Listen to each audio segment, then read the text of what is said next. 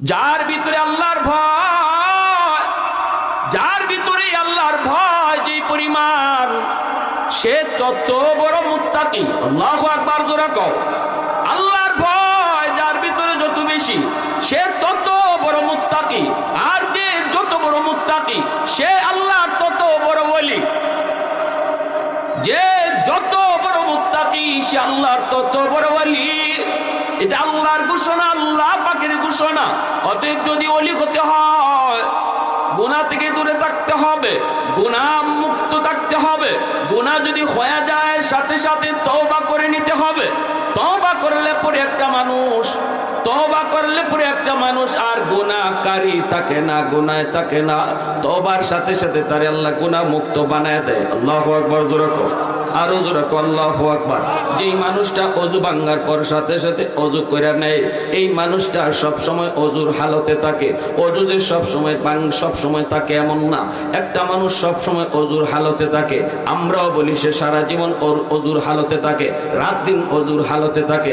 তার মানে কি সে বাথরুমে যায় না? তার মানে কি সে ঘুমায় না? কয় না, ঘুমায়ও, তারপরে বাথরুমেও যায়, হাজত সারে, তবুও কেমনে ওযুর হালতে থাকে? কয় বাথরুম সারার পরে আবার সাথে সাথে ওযু করে নেয়, ঘুমানোর পর আবার ঘুম থেকে উঠে ওযু করে নেয়।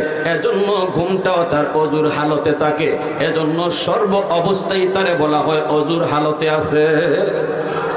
যেই মানুষটার জীবনে গুনাহ হয়ে যায়, শয়তান গুনাহ করে ফেলায়, শয়তান গুনার ভিতরে লিপ্ত করে দেওয়া বড় অন্যায় নয়। সবচেয়ে বড় অন্যায় হলো গুনাহ করার পর তওবা না করা। যদি কোনো মানুষ গুনাহ হওয়ার পর সাথে সাথে তওবা করে ফেলে, যুবক, এই মানুষটা গুনাহ করছে না বলে আল্লাহর কাছে গণ্য হয়। যেন তার জীবনে কোনো গুনাহই নাই, যেন সে গুনাহ মুক্ত জীবন কাটায়। সব সময় যেমন ওযুর হালতে থাকে, কারণ ওযু ভাঙার পরে আবার ওযু করে নেয়। গুনাহ হওয়ার পরে যেই মানুষটা আবার তওবা করে, সে যেন সব সময় গুনাহ মুক্ত থাকে। এজন্যই তওবার এত দাম, তওবার এত দাম। আত-তাইবু মিনাদ যামবি কামান লা যামবা লা। আল্লাহ নবী বলেছেন, তওবাকারী এমন ভাবে তওবা করলে পরে আল্লাহর দরবারে সে হয় উপস্থিত হয়। তওবাকারী আল্লাহর কাছে এমন ভাবে সে নিজেরে পেশ করে যেন তার আমলনামায় কোনো গুনাহ থাকে না, কোনো গুনাহ থাকে না। এজন্য যুবক, তওবার দ্বারা একজন মানুষ মুহূর্তের ভিতরে আল্লাহর ওলি হয়। কেমনে কেমনে জানেননি? কারণ হলো তার অন্তরে আল্লাহর ভয় ঢুকে গেছে। গুনাহ হইছে, গুনাহ করার পরই ভয় ঢুকে গেছে। এটার নামই তাকওয়া। ঠিক কিনা জোরে কর? এটার নামই তাকওয়া। কয় হায় আমি কি করলাম, হায় আমার দ্বারা এটা কি হয়ে গেল গো মালিক, আমারে তো শয়তান ধোঁকায় ফেলাই দিছে। ও মালিক, আমি আর জীবনে এই গুনাহ করব না, আর জীবনে এই গুনাহ করব না।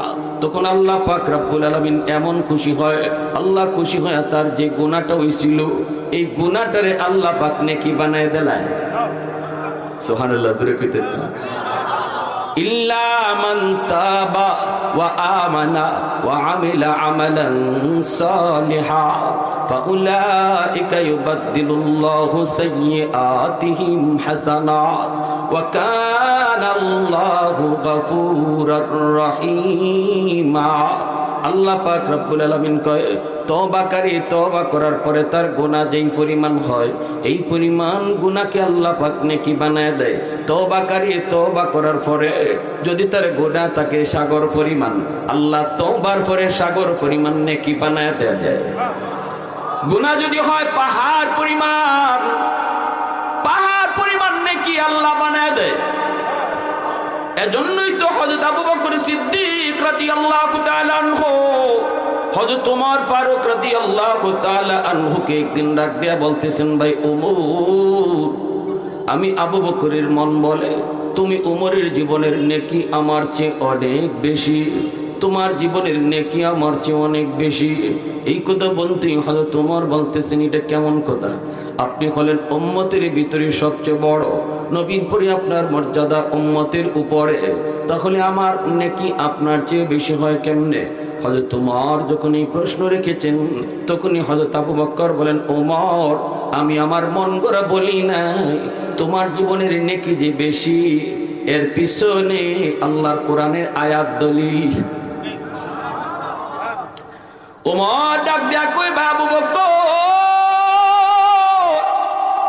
কোরআনের কোন আয়াতে আমি উমরের নাম, আল্লাহর কোরআনের কোন আয়াতে আমি উমরের সম্পর্কে আল্লাহ কথা কইল, আমি তো পাই নাই।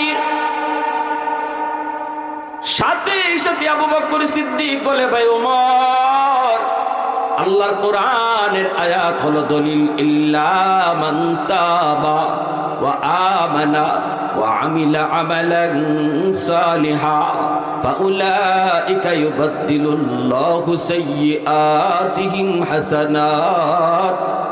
আল্লাহ পাক রব্বুল আলামিন বলেছেন, তওবার পরে আল্লাহ পাক রব্বুল আলামিন তার জীবনের যে পরিমাণ গুনাহ থাকে এই পরিমাণ গুনারে আল্লাহর নেকি বানায়া দেয়।